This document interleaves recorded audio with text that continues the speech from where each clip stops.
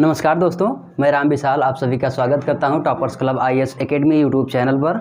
हम पढ़ रहे हैं रसायन विज्ञान। इसके पहले इसकी 3 क्लासेस हो चुके हैं। आप वीडियो के डिस्क्रिप्शन में इसका लिंक है, देख लीजिएगा। और हम इस क्लास की शुरुआत पिछले क्लास के जो लास्ट टॉपिक था उससे करते हैं। ठीक है, लास्ट टॉपिक था हमारे पास स्पेक्ट्रम।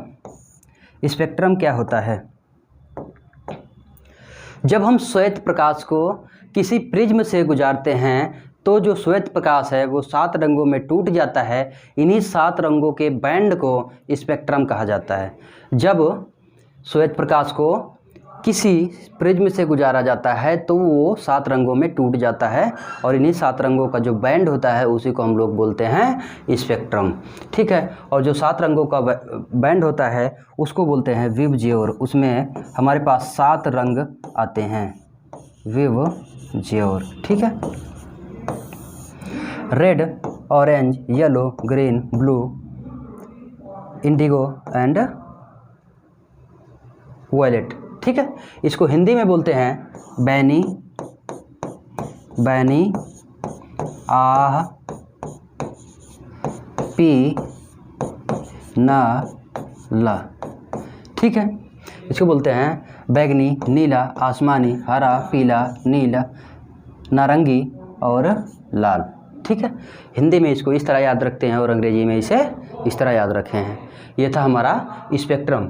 ठीक है, अगला जो टॉपिक है, हमारे पास कुछ परमाणु मॉडल हैं जो परमाणुओं के बारे में थोड़ा सा अध्ययन करके अपना अपना सिद्धांत दिए थे। ठीक है, तो उन्होंने किस साल में कौन सा सिद्धांत दिया था और सिद्धांत का नाम क्या था उसको हम देख लेते हैं।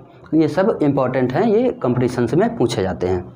ठीक है, तो पहला है थॉमसन्स मॉडल, थॉमसन का परमाणु मॉडल। इन्होंने जो परमाणु मॉडल प्रतिपादित किया उसका नाम था प्लम पडिंग मॉडल, उसका नाम था प्लम पडिंग मॉडल, और या फिर इसी को बोलते हैं वाटरमेलन मॉडल या फिर तरबूज मॉडल। ठीक है, इसको इन्होंने दिया था 1904 में, इसको दिया था इन्होंने 1904 में।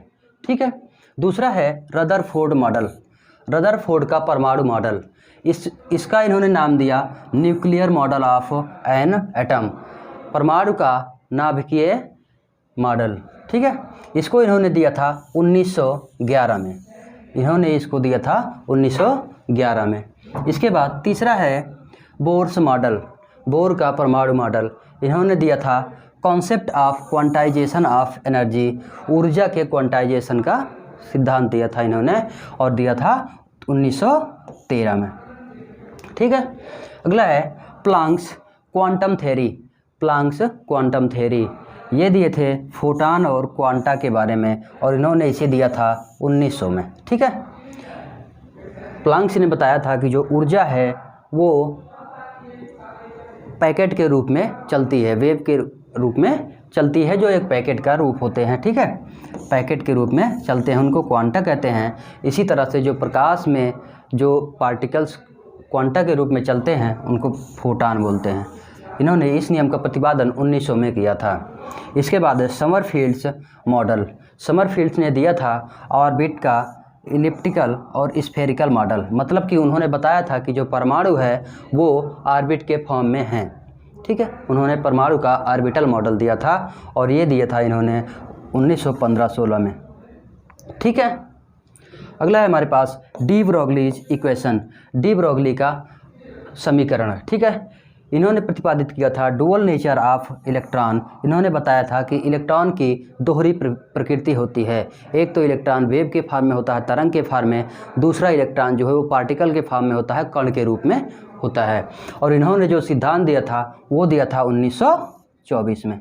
ठीक है, अगला है, आगे है हाइजेनबर्ग अनसर्टेनिटी प्रिंसिपल, हाइजेनबर्ग का अनिश्चितता का सिद्धांत, हाइजेनबर्ग का अनिश्चितता का सिद्धांत। इन्होंने कहा था कि किसी पार्टिकल का या जो वेव में पार्टिकल है, किसी पार्टिकल का स्थिति और संवेग, पोजीशन एंड मोमेंटम को एक साथ ज्ञात नहीं किया जा सकता। ठीक है, एक साथ वो दोनों समान नहीं हो सकते हैं। ठीक है, ये दिया था हाइजेनबर्ग ने। कब दिया था? 1927 में। ठीक है, उसकी स्थिति और संवेग जो है दोनों एक साथ समान नहीं हो सकते हैं। उसके बाद श्रोडिंगर्स वेव इक्वेशन, श्रोडिंगर ने एक इक्वेशन दिया था, ठीक है, वेव नेचर ऑफ इलेक्ट्रॉन। उन्होंने इलेक्ट्रॉन को वेव के फॉर्म में बताया था और उसके लिए एक समीकरण प्रदर्शित किया था, ठीक है, जिसको बोलते हैं श्रोडिंगर वेव इक्वेशन। और ये क्या बताता है? Wave nature of electron, electron के तरंग प्रकृति के बारे में बताता है कि इलेक्ट्रॉन तरंग की तरह कैसे बिहेव करता है। ठीक है, और इसका प्रतिपादन इन्होंने किया था 1925 में। इसके बाद है हमारे पास अगला टॉपिक है photo electric effect. Photo electric effect क्या होता है? ठीक है, फोटो इलेक्ट्रिक इफेक्ट वह होता है जब कोई रेडिएशन एक निश्चित फ्रीक्वेंसी का, जिसकी कोई फ्रीक्वेंसी है, किसी मेटल पर गिरता है या फिर उस पर स्ट्राइक करता है, तब उस मेटल से कुछ इलेक्ट्रॉन निकलते हैं। ठीक है, कुछ उस मेटल से कुछ इलेक्ट्रॉन्स निकलते हैं। तो जो इलेक्ट्रॉन्स निकलते हैं उसको बोलते हैं फोटो इलेक्ट्रॉन्स। ठीक है, और इस प्रक्रिया को क्या बोलते हैं? फोटो इलेक्ट्रिक इफेक्ट बोलते हैं। ठीक है, जब कोई रेडिएशन किसी फ्रीक्वेंसी का किसी मेटल पर स्ट्राइक करता है तो उसमें से कुछ इलेक्ट्रॉन निकलते हैं जिसको फोटो इलेक्ट्रॉन्स बोलते हैं, और इस प्रक्रिया को बोलते हैं फोटो इलेक्ट्रिक इफेक्ट। ठीक है, इसी प्रक्रिया पर आधारित होता है हमारा जो सोलर पैनल है वह। ठीक है, अगला जो है वो हम पढ़ते हैं क्वांटम नंबर्स। क्या पढ़ते हैं? Quantum numbers. क्वांटम नंबर क्या होता है? क्वांटम नंबर 4 नंबरों का ऐसा सेट है जो इलेक्ट्रॉन के शेप साइज के बारे में हमें इंफॉर्मेशन देता है। मतलब हम किसी परमाणु में इलेक्ट्रॉनों की जानकारी के लिए जिन 4 नंबर के अंकों का प्रयोग करते हैं उसको बोलते हैं क्वांटम नंबर। ठीक है, इसमें 4 प्रकार के नंबर हमारे पास हैं, जिसमें से है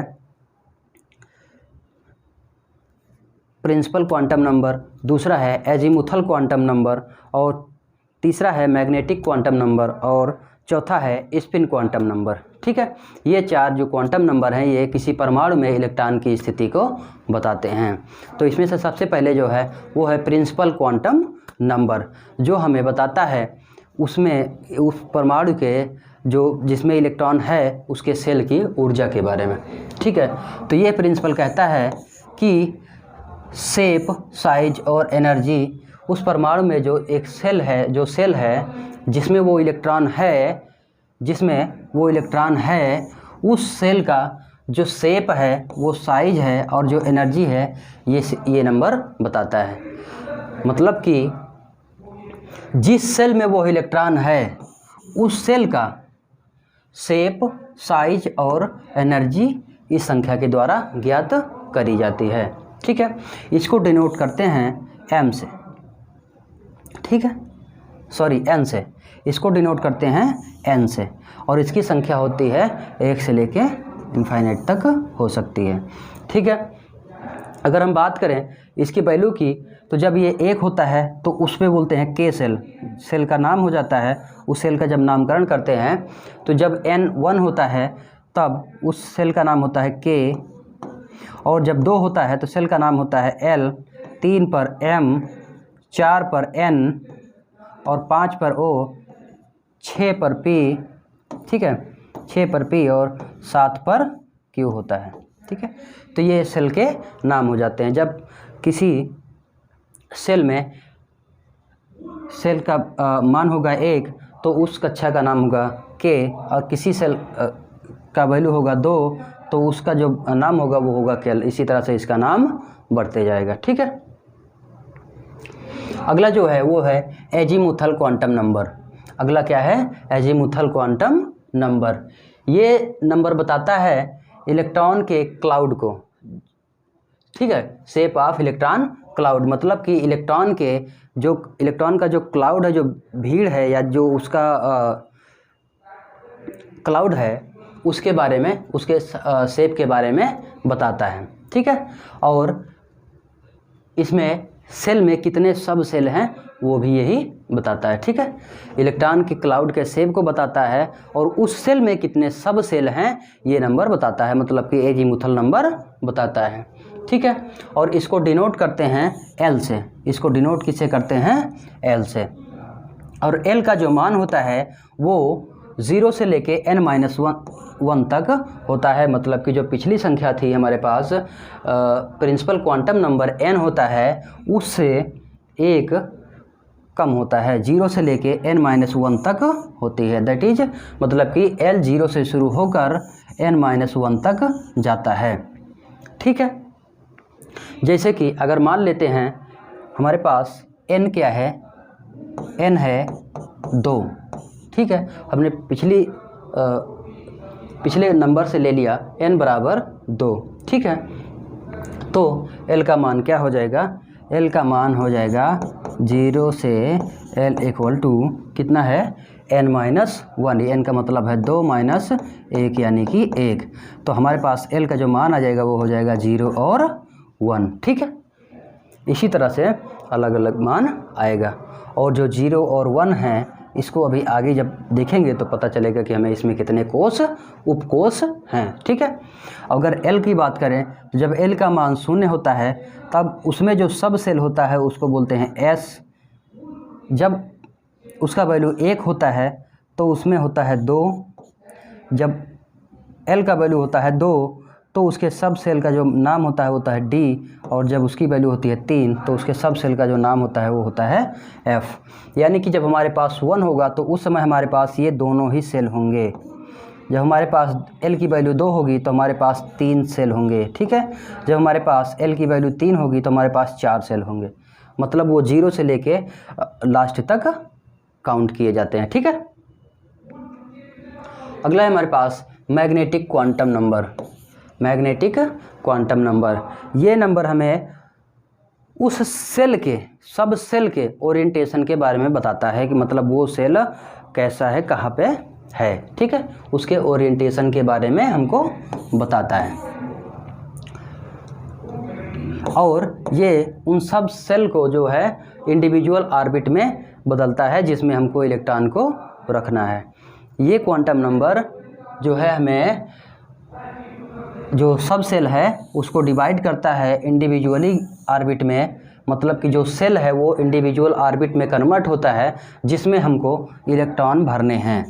ठीक है, इसको डिनोट करते हैं m से, और m का मान होता है -L से लेके L तक। ठीक है, और जो इसमें ऑर्बिट्स होते हैं, ऑर्बिट की संख्या होती है वो हो जाती है m = 2l + 1। ठीक है, जैसे कि मानते हैं l का वैल्यू है 0, l का वैल्यू है 0, तब ऑर्बिट की संख्या कितनी होगी? तब ऑर्बिट की संख्या कितनी होगी? 2 × 0 + 1 यानी कि 1। तब ऑर्बिट की जो संख्या होगी वो होगी 1। ठीक है, वो होगी 1। तो ये पहले होगा s, जिसमें ऑर्बिट की संख्या होगी s। ठीक है, अब अगर l की वैल्यू है 2 तो m का मान कितना हो जाएगा? m का मान हो जाएगा, जब l की वैल्यू होगी 1, l का मान पहले 1 रखते हैं, तब क्या हो जाएगा? 2 × 9 = 2 1 3, m का मान हो जाएगा 3। तो जो दूसरा जो कोष है हमारे पास वो है p, यानी कि p में कितने ऑर्बिट होंगे? p में 3 ऑर्बिट होंगे। ठीक है, p में कितने ऑर्बिट होंगे? p में 3 ऑर्बिट होंगे। इसके बाद अगर हम l को 2 करते हैं तो m का मान कितना हो जाएगा? m का मान हो जाएगा 5। तो हमारे पास जो अगला आएगा, क्योंकि देखिए l का मान 2 हो रहा है, ये सब क्यों बदल रहे हैं?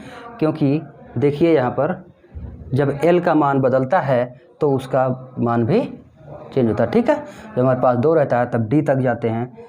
इसी प्रकार जब 2 है तो हमारा d है, और d में कितने ऑर्बिट आएंगे ये हम m से निकालेंगे। ये हमारी ऑर्बिट की संख्या बताएगा। जब m 2 है तब हमारे पास l 2 है तो हमारे पास m कितने हैं? 5 है। ठीक है, ये हमारे पास 5 है, ये हमें ऑर्बिट की संख्या बताते हैं। इसी तरह से जो F है, F में 5 ब्लॉक हो जाएंगे, ठीक है। F में 7 ब्लॉक हो जाएंगे। कितने ब्लॉक हो जाएंगे? 1 2 3 4 5 6 7, ठीक है। इसी तरह से F में हमारे पास 7 ब्लॉक हो जाएंगे, ठीक है। समझ में आया? अगर आपको कुछ नहीं समझ में आ रहा है तो आप कमेंट कर दीजिएगा, हम उसका जवाब अगले वीडियो में आपको दे देंगे, ठीक है। अगला है स्पिन क्वांटम नंबर। चक्रण क्वांटम नंबर होता है, इसको डिनोट करते हैं S से, ठीक है। इसको किससे डिनोट करते हैं? S से। और ये क्वांटम नंबर हमें इलेक्ट्रॉन की पोजीशन के बारे में बताता है कि इलेक्ट्रॉन अपने एक्सिस पे किस डायरेक्शन में घूम रहा है।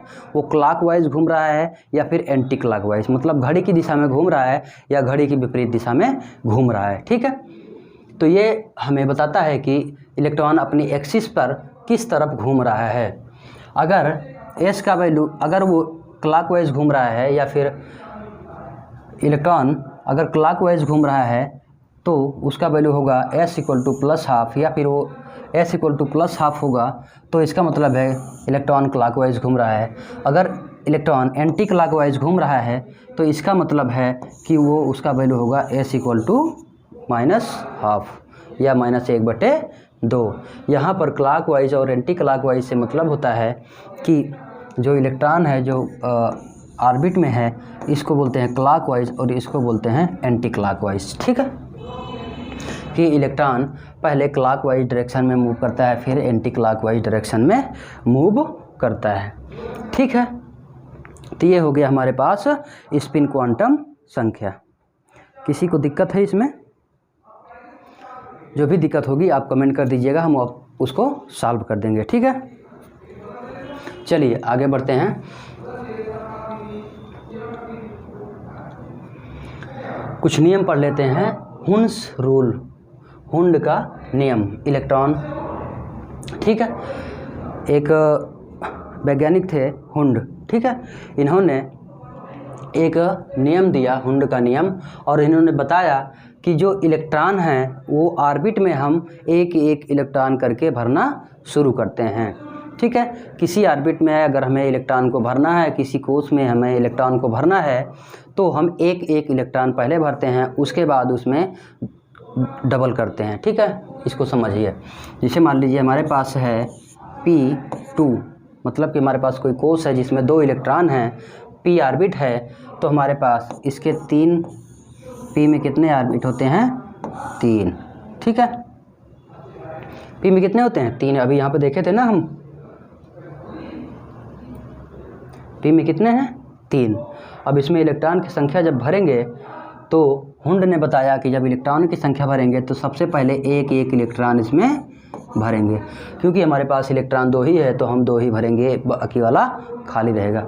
अगर हमारे पास 3 इलेक्ट्रॉन है तो हम इसमें 1 1 करके भरेंगे, 1 1 और 1, ठीक है।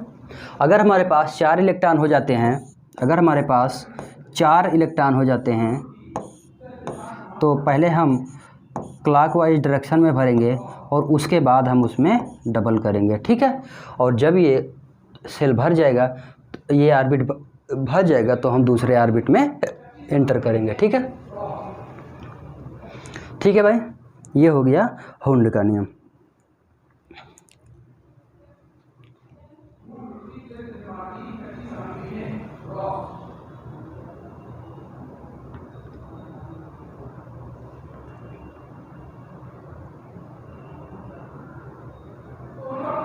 उसके बाद हमारे पास एक प्रिंसिपल है,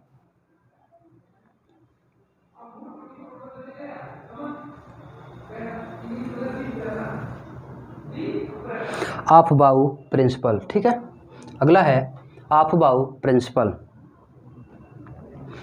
ऑफबाउ सिद्धांत। ऑफबाउ ने बताया कि जो इलेक्ट्रॉन हैं या उसके जो कोष हैं, सेल हैं, उसको हम इस तरीके से भरेंगे कि उस कोष को हम सबसे पहले रखेंगे जिसकी ऊर्जा सबसे कम होगी। मतलब हम ऊर्जा के बढ़ते हुए स्तर के बेस पे हम उसमें इनका इलेक्ट्रॉनिक विन्यास करेंगे। मतलब कि जिस सेल की ऊर्जा सबसे कम होगी उसे हम सबसे पहले रखेंगे, और जिस ऑर्बिट की ऊर्जा सबसे ज़्यादा होगी, सेल की ऊर्जा सबसे ज़्यादा होगी, उसे हम आगे बढ़ाते जाएंगे। और इन्होंने जो नियम दिया उसमें था कि सबसे पहले हम शुरू करेंगे एस से, ठीक है।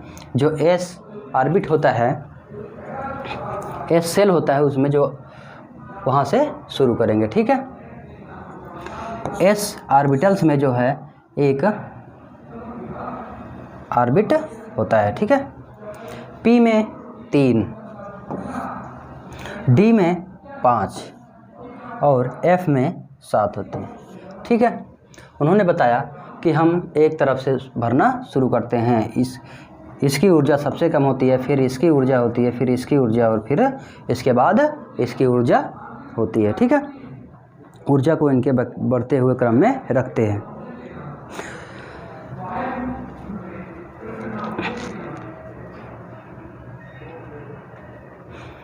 और उसके बाद इन्होंने बताया कि अगर किसी ऑर्बिट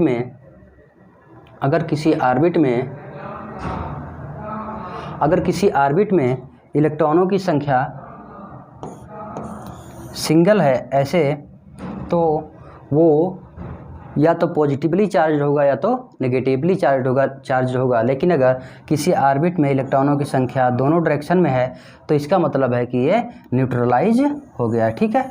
ये अब उदासीन हो गया है, ठीक है, तत्व उदासीन हो गया है, ठीक है। और इन्हीं इलेक्ट्रॉनों का, ठीक है, इन्हीं इलेक्ट्रॉनों का इन्हीं ऑर्बिट्स में भरना इलेक्ट्रॉनिक कन्फिग्रेशन कहलाता है, ठीक है। इलेक्ट्रॉनों का डिस्ट्रीब्यूशन जो है इन्हीं सेल्स में भरना इलेक्ट्रॉनिक कन्फिग्रेशन कहलाता है, ठीक है। अब बाउर प्रिंसिपल कहता है कि जो सबसे कम ऊर्जा वाला सेल होगा उसको हम सबसे पहले से शुरू करेंगे और उनके बढ़ते क्रम में चलेंगे। और जो इलेक्ट्रॉन होते हैं अगर वो एक डायरेक्शन में है तब वो पॉजिटिवली या फिर नेगेटिवली चार्ज होंगे, अगर दोनों डायरेक्शन में है तो वो न्यूट्रलाइज हो जाएगा, ठीक है। और इन्हीं इलेक्ट्रॉन्स को ऑर्बिट में भरने की जो प्रक्रिया होती है उसी को बोलते हैं इलेक्ट्रॉनिक कन्फिगरेशन या फिर इलेक्ट्रॉनिक विन्यास बोलते हैं, ठीक है। तो आगे चलते हैं, देखते हैं कुछ तत्वों का जो है हमारे पास परमाणु क्रमांक दिया गया है उसका इलेक्ट्रॉनिक विन्यास हम करते हैं। पहला है हाइड्रोजन। हाइड्रोजन का परमाणु क्रमांक है 1। तो इसमें जो पहले होगा वो हो जाएगा इस फार्मूले के बेसिस पे हम करेंगे, उसमें इलेक्ट्रॉनों की संख्या जो भी होगी हम उसी के बेसिस पे करेंगे। तो हाइड्रोजन में इलेक्ट्रॉन की संख्या है 1, तो इस प्रकार इसका हो जाएगा 1s1। क्या हो जाएगा? 1s1। हीलियम में 2 इलेक्ट्रॉन हैं तो हीलियम का हो जाएगा 1s2। ये इलेक्ट्रॉनों की संख्या है, ये कोष है और ये उसका ऊर्जा स्तर बता रहा है, ठीक है। लिथियम का है 3 तो ये हो जाएगा 1s2 2s1। लिथियम का हो जाएगा 2s1। बेरिलियम का परमाणु क्रमांक है 4 तो ये हो जाएगा 1s2 2s2, ठीक है। इसी तरह से बोरान का है हो जाएगा 1s2 2s2 और 2p1। जब ये वाला कोष भर जाता है तो हम आगे वाले कोष में एंटर करते हैं, ठीक है। अगर हम इसकी बात करें कि कोष में कैसे है तो इसमें 1 इलेक्ट्रॉन है इस तरह से, ठीक है। अगर इसकी बात करें तो ये हो जाएगा 1 इलेक्ट्रॉन इस तरह और 1 इलेक्ट्रॉन इस तरह से, ठीक है। अगर लिथियम की बात करें तो इसमें हमारे पास एक होगा S,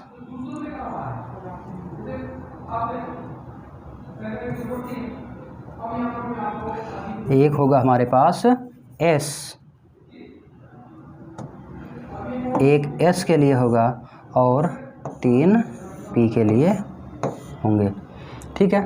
तो इसमें पहले 1 1 भरेंगे फिर दूसरे में इंटर करेंगे, एक मिनट 2s, एक मिनट, ये हो जाएगा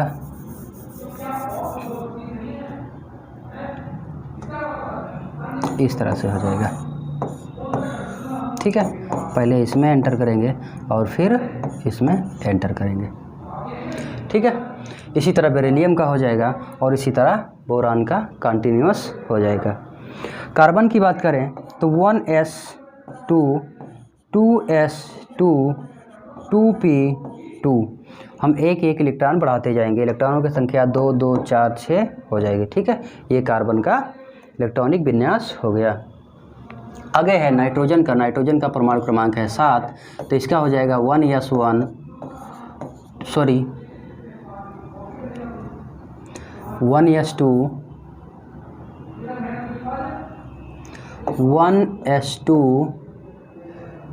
2s2 2p3। ठीक है, एक एक इलेक्ट्रॉन हम भरते जाएंगे, एक एक इलेक्ट्रॉन हम भरते जाएंगे। 1s2 2s2 2p4, 4 2 6 2 8, 1s2 2s2 2p5। हम तब तक भरते जाएंगे जब तक ये फुल नहीं हो जाता है। ठीक है, इसके बाद 1s2 2s2 2p6। ठीक है, इसमें जो मैक्सिमम इलेक्ट्रॉन हो जाएंगे p में वो हो जाता है 6। ठीक है, अब इसकी बात करें 1s2 2s2 2p6 और 3s1। ठीक है, ये इसका कॉन्फ़िगरेशन हो जाएगा। जिसमें लास्ट में एक इलेक्ट्रॉन होता है वो धातुएं होती हैं। ठीक है, और वो एक इलेक्ट्रॉन त्यागने के लिए फ्री होती हैं। ठीक है, तो इस प्रकार हमारे पास कुछ तत्वों के इलेक्ट्रॉनिक कॉन्फ़िगरेशन हैं। इसके बाद बाकी आप सारे तत्वों का आप कर लीजिएगा और करके सीख लीजिएगा। ठीक है, अगर यह वीडियो पसंद आया तो लाइक करिए, शेयर करिए और सब्सक्राइब करिए। धन्यवाद।